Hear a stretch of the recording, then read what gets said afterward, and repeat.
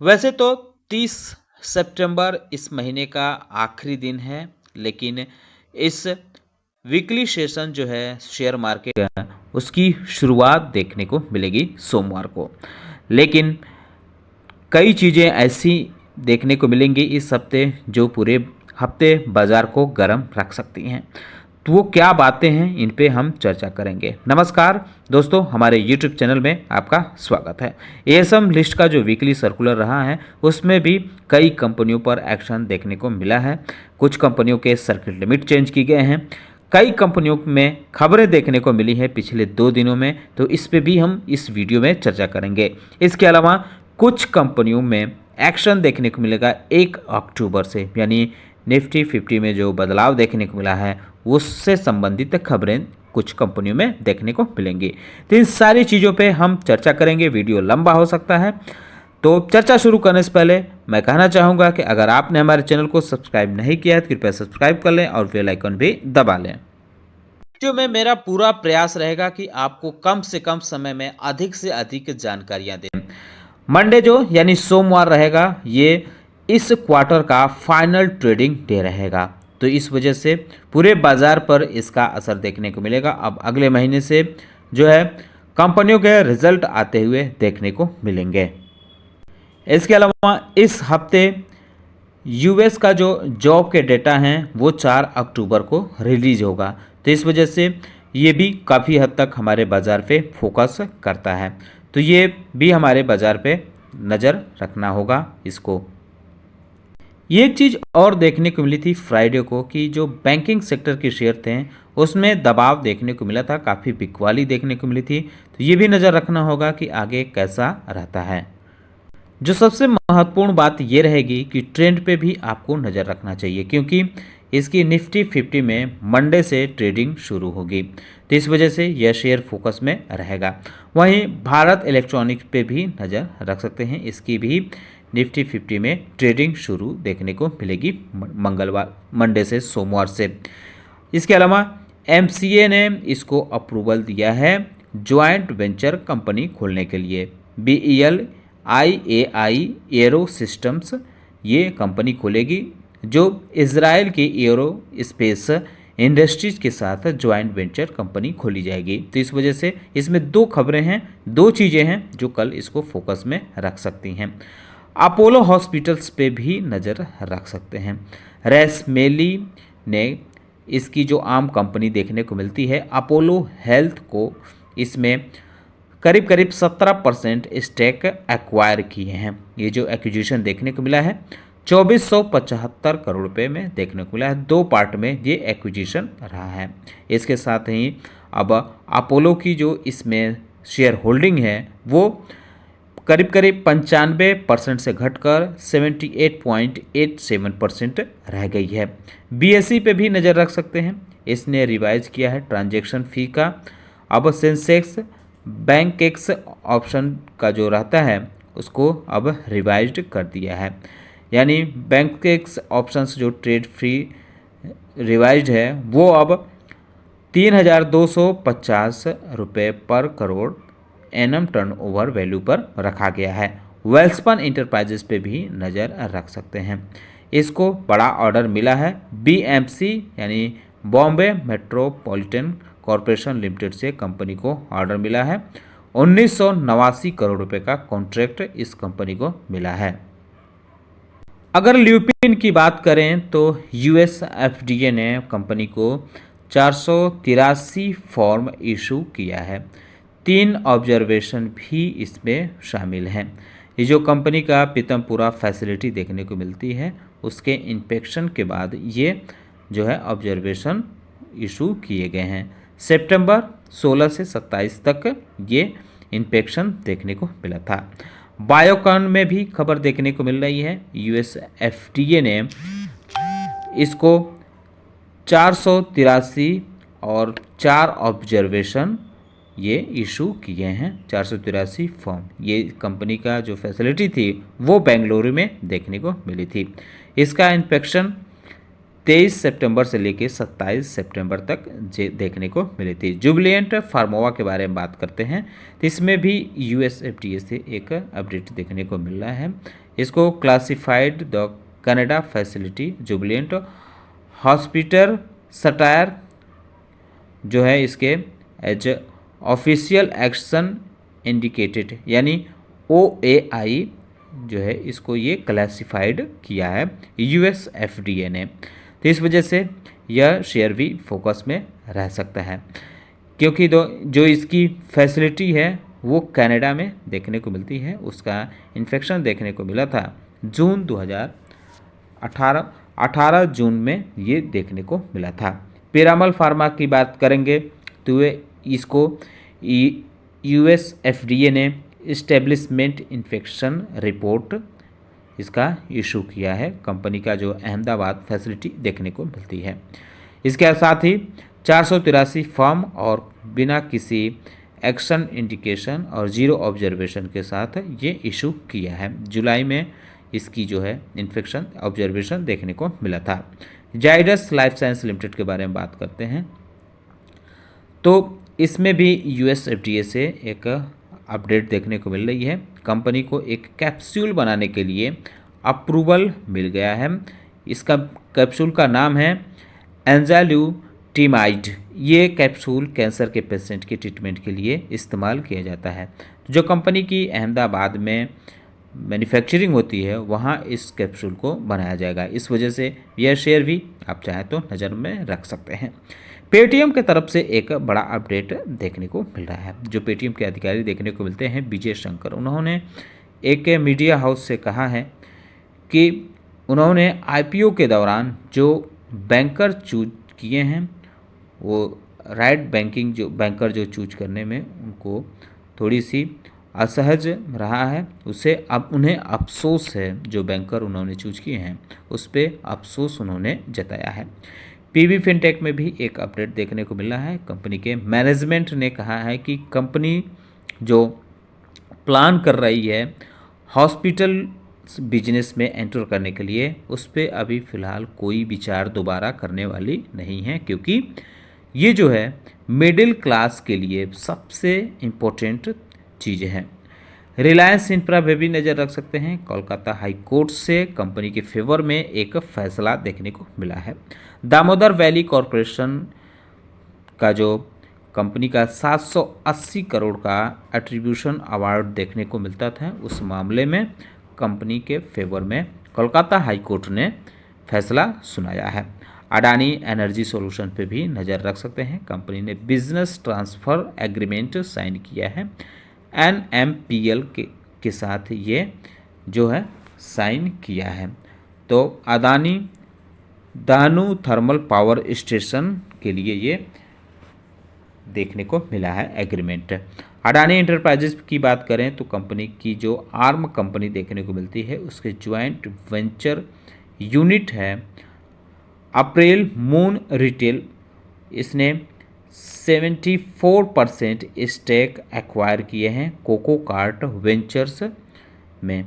ये जो एक्विजिशन देखने को मिला है वो 200 करोड़ रुपए का रहा है।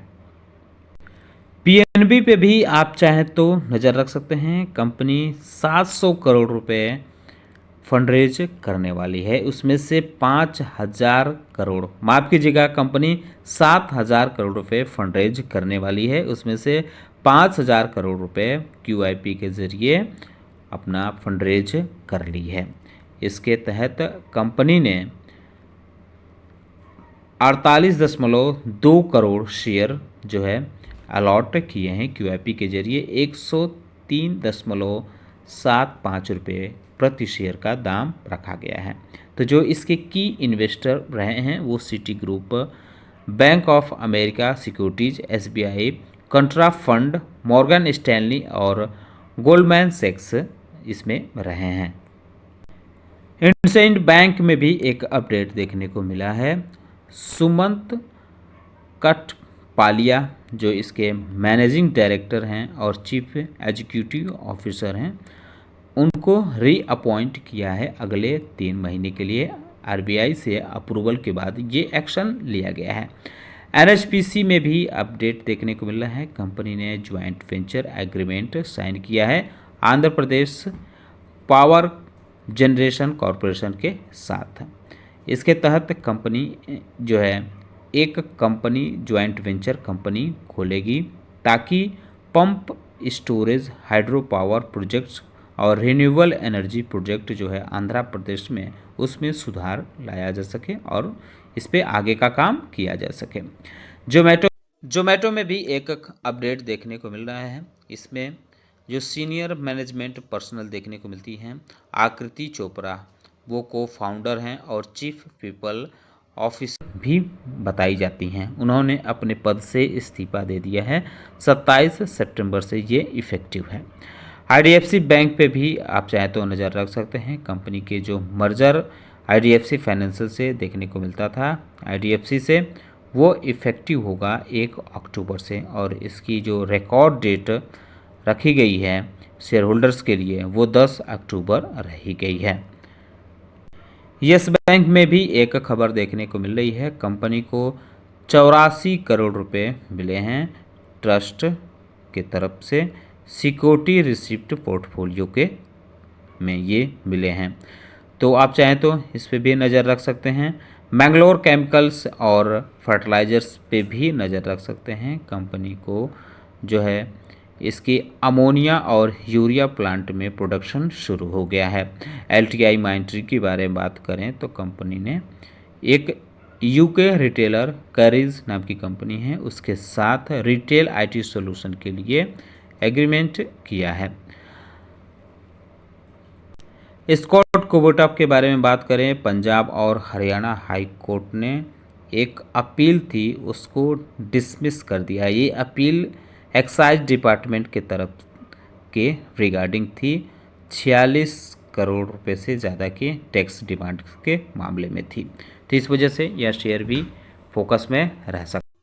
ICIC prudential life insurance limited के बारे में बात करें तो कंपनी को इनकम टैक्स डिमांड नोटिस मिली है 361 करोड़ रुपए की ये नोटिस मिली है। इसमें इंटरेस्ट भी शामिल है। एलेम्बिक फार्मा के बारे में बात करते हैं तो यूएस एफडीए से इस्टेब्लिशमेंट इंस्पेक्शन रिपोर्ट और मिली है कंपनी के। इसके अलावा स्पांदा स्फूर्ति फाइनेंशियल लिमिटेड के बारे में बात करें तो कंपनी की बोर्ड मीटिंग होगी 3 अक्टूबर को मीटिंग देखने को मिलेगी जिसमें फंड रेजिंग पर विचार किया जाएगा। आईसीआईसीआई लंबार्ड जनरल इंश्योरेंस के बारे में बात करें तो कंपनी को इनकम टैक्स डिमांड नोटिस मिली है 1388 करोड़ रुपए की ये नोटिस मिली है। डॉक्टर रेड्डी लैब के बारे में बात करें तो कंपनी ने 620 मिलियन का इन्वेस्टमेंट फाइनलाइज किया है। इसकी जो स्विट्जरलैंड यूनिट है उसमें ये इन्वेस्टमेंट देखने को मिलेगा। बीएसई की तरफ से जारी एएसएम के सर्कुलर में एएसएम के शॉर्ट टर्म लिस्ट में 6 कंपनियों पर एक्शन हुआ था। 4 कंपनियों को हायर स्टेज में मूव किया गया था और एक कंपनी को लोअर स्टेज में मूव किया गया था।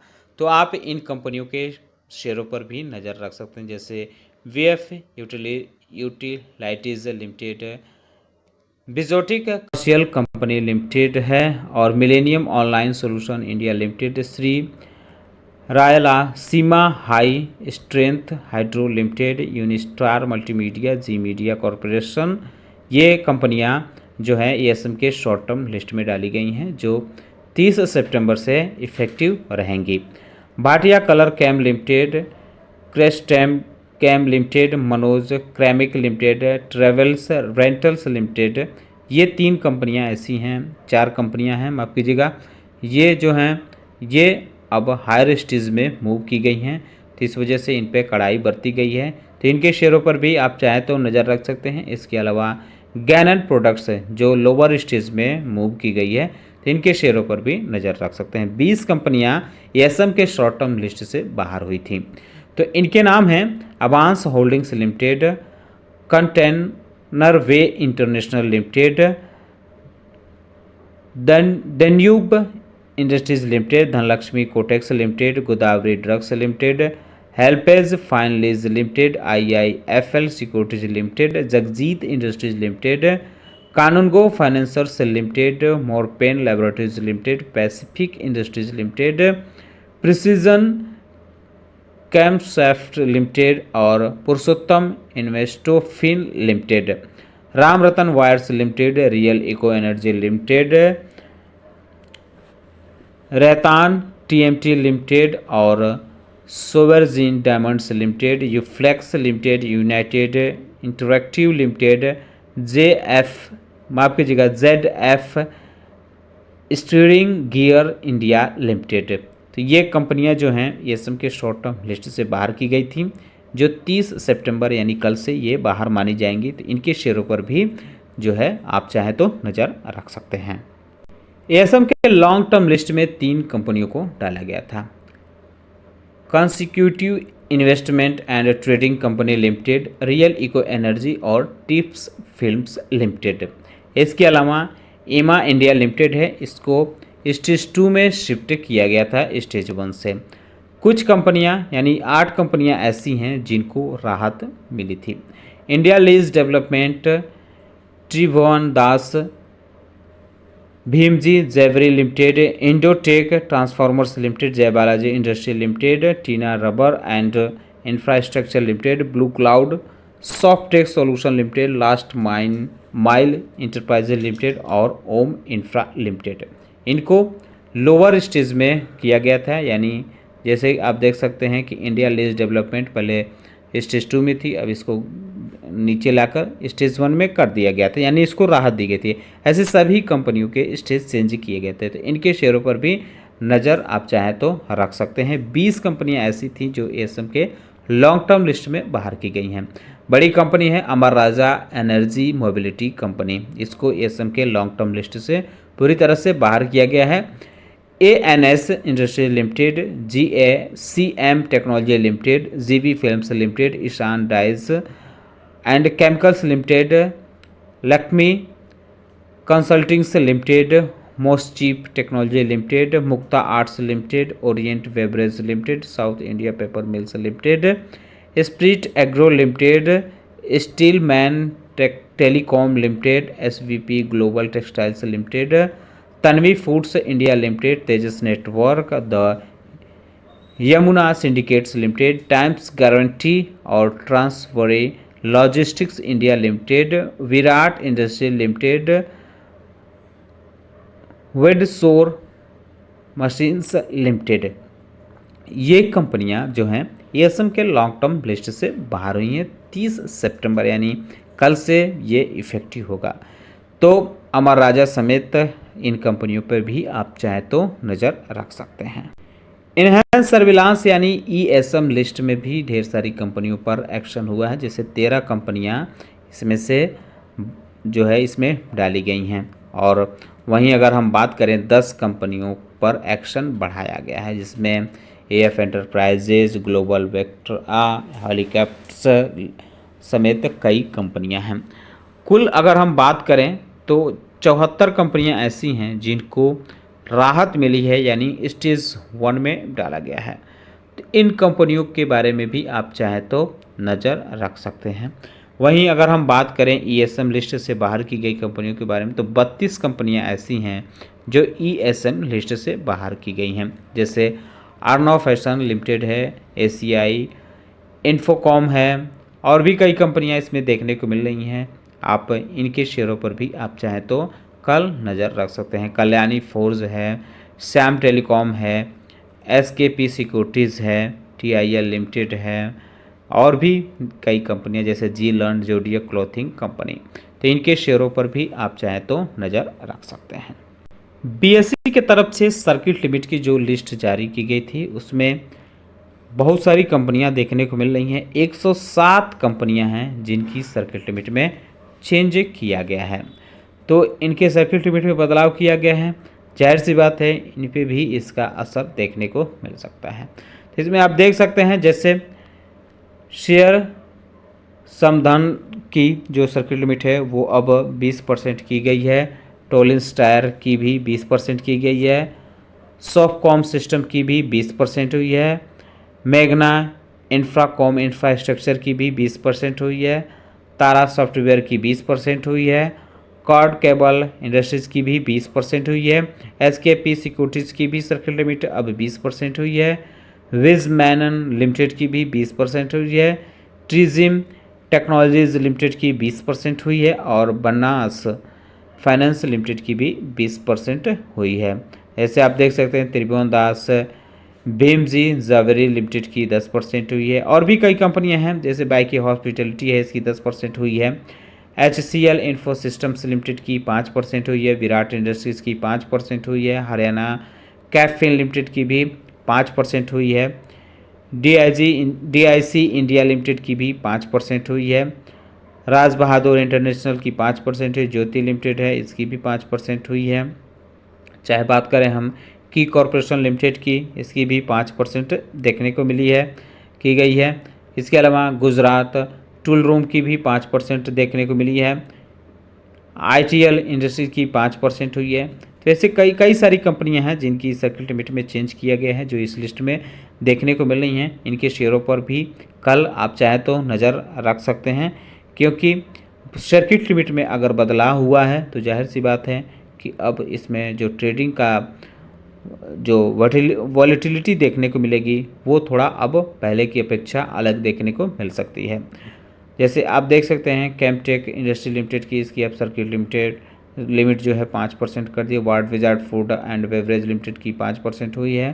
फ्रैंकलाइन इंडस्ट्रीज लिमिटेड की भी 5% हुई है। IFL इंटरप्राइजेज की 5% हुई है। अनमोल इंडिया लिमिटेड की भी सर्किट लिमिट अब 5% की गई है। बोधी ट्री मल्टीमीडिया लिमिटेड की भी 5% हुई है। Power and instrument Gujarat limited की भी 5% हुई है। कुछ कंपनियों के सर्किट लिमिट 2% की गए हैं, जैसे BIF क्लोथिंग है, global vectra helicorp limited, AF enterprises limited, real touch finance limited और स्वाति प्रोजेक्ट्स लिमिटेड। इनके जो सर्किट लिमिट हैं वो अब 2% कर दिए गए हैं। तो इस सर्किट लिमिट वाला जो भी एक्शन हुआ है, चाहे कम हुआ हो चाहे बेसी हुआ हो, ये 30 सितंबर से इफ़ेक्टिव देखने को मिलेगा, यानी कल से ये इफ़ेक्टिव होगा। तो इन कंपनियों के शेयरों पर भी आप चाहे तो नज़र रख सकते हैं। दोस्तों, हमने प्रयास किया कि बेहद कम समय में आपको अधिक से अधिक जानकारी दे दें। उम्मीद करता हूं कि आपको हमारा वीडियो पसंद आया होगा। कैसा लगा बताना ना भूलें। साथ ही साथ हमारे चैनल को सब्सक्राइब कर लें, बेल आइकन दबा लें। वीडियो देखने के लिए बहुत बहुत धन्यवाद।